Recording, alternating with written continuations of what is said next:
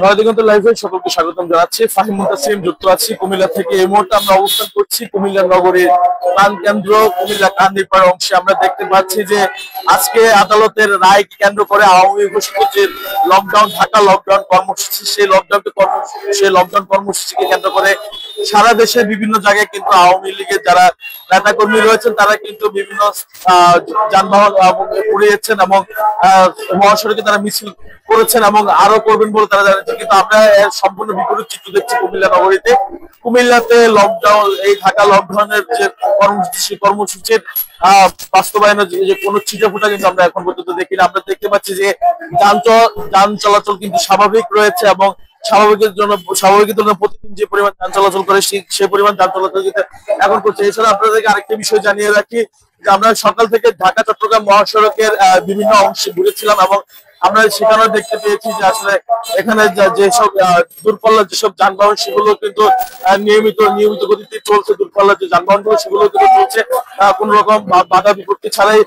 দুই একটি অপ্রীতিকর ঘটনা ছাড়া কিন্তু সারা দেশে এই লকডাউনে তেমন কিছু প্রভাব কোনো পড়ছে না বলে আমরা দেখেছি। এই মুহূর্তে আমরা অবস্থান করছি কুমিল্লা নগরীর কান্দিরপাড়ে এবং আমরা একটা বিষয় আপনাদেরকে জানিয়ে রাখি যে গতকালকে কুমিল্লা জুলাই ঐক্যমঞ্চের যারা নেতাকর্মী ছিল তারা কিন্তু ঘোষণা দিয়েছে যে আজকের এই লকডাউনকে কেন্দ্র করে যে তাদের আওয়ামী লীগের যে ঘোষিত যে লকডাউন সেটিকে প্রতিহত করার জন্য তারা কিন্তু নগরের প্রতিটি মোড়ে অবস্থান করবেন। এছাড়া আমরা আরেকটি বিষয় বলি যে 10টায় আজকে আটটি দলের আন্দোলনরত আটটি দল, সেই আটটি দল কিন্তু আজকে প্রতিবাদ সমাবেশ এবং অবস্থান কর্মসূচি গ্রহণ করেছে আওয়ামী লীগের এই লকডাউন কর্মসূচি প্রতিহত করার জন্য। আমরা একটু সরাসরি আমরা কিছুক্ষণের মধ্যে যুক্ত হবো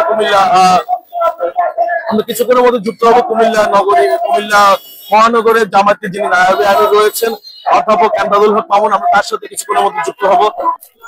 আওয়ামী লীগের ফ্যাসিস্টরা যারা পালিয়ে গেছে, তাদের নেতৃবৃন্দ এবং তাদের প্রেতাত্মারা যারা দেশে আছে, তারা দেশকে অস্থিতিশীল করার জন্য ইতিমধ্যে 4-5টি বাস জ্বালিয়েছে, ককটেল বিস্ফোরণ করেছে।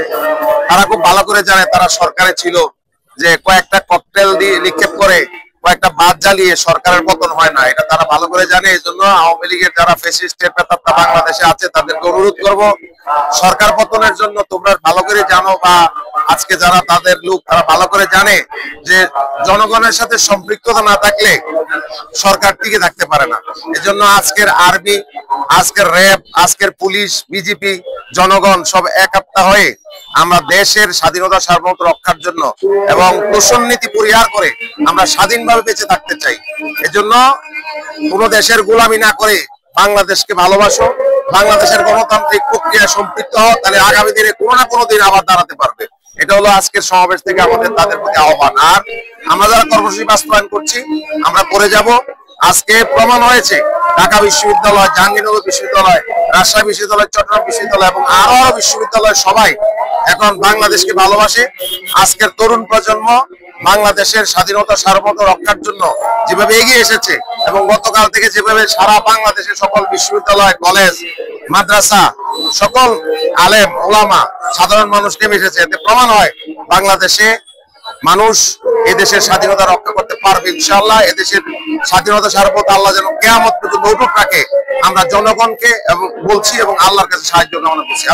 বিগত 15টি বছর আওয়ামী লীগ দুঃশাসনের যে নৈরাজ্য সৃষ্টি করেছে, দেশ জুড়ে গুম, খুন, হত্যা যে অরাজকতা চালিয়েছিল, মানুষের মধ্যে সেই আতঙ্কটা এখনো সেরে ওঠে না।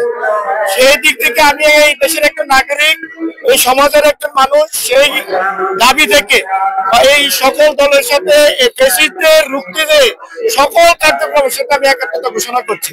আওয়ামী লীগের মধ্যে এখনো অনুশোচনা, অনুকম্পা পাওয়ার আগ্রহ আমরা দেখতে পাই না। তারা বরং আরো বেশি প্রতিহিংসা পরায়ণ হয়, আরো বেশি। আপনারা শুনতে পাচ্ছেন কয়েকদিন আগে একটি কল রেকর্ড শেখ হাসিনা ছেড়েছে, সেটা হচ্ছে তিনি চায় আবার বাংলাদেশের প্রধানমন্ত্রী হয়ে ডক্টর ইউনূস স্যারকে যেন রশি দিয়ে টেনে কোটি উঠানো যায়। যার এই ধরনের শত শত মানুষ, হাজার হাজার মানুষকে খুন করার পরেও এখনো অনুশোচনা আসে না, তওবা করার, মাফ চাওয়ার, তাকে মাফ দেওয়ার ক্ষমতা আমাদের নাই। সেটা একেবারে নিতান্ত আপনি এই দেশের একজন সাধারণ মানুষ হিসেবে সকলের দাবি তার ন্যায্য বিচার নিশ্চিত করা। শেখ হাসিনা যে খুন করেছে, অন্যায় অত্যাচার করেছে, হাজার হাজার কোটি টাকা লুটপাট করেছে, দেশকে দেউলিয়া করেছে, দেশকে আরেকটি দেশের কাছে করায়ত্ত রাষ্ট্র হিসেবে পরিণত করতে চেষ্টা করেছে।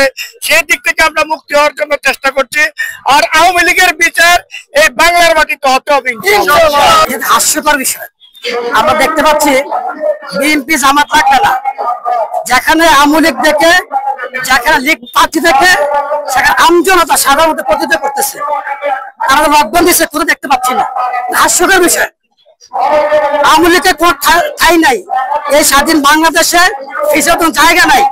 ইনশাল্লাহ স্মরণ করে আমরা দাঁত ভাঙের জব আমরা প্রস্তুত আছি। এখান থেকে আপনার সকল সময় আমার সাথে আমাকে রেডি আছে, আমরা লাগবো না, সাধারণ মানুষ করবে।